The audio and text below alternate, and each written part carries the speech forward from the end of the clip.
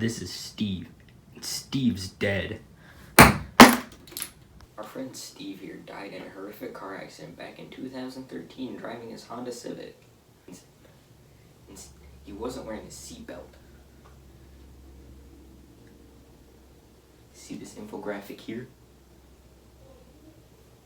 Wear your seatbelt. You know, you don't want to end up like Steve, dead from a car accident.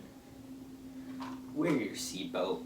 In 2017, it was estimated that around 15,000 people were saved by seatbelts. That's pretty epic. People that got into a car accident with a truck had a 60% increase in survival rate when wearing a seatbelt.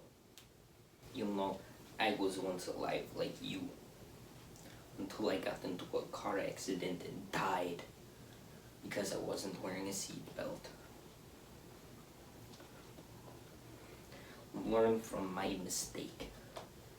I am now dead, but I make sure to wear seatbelt now.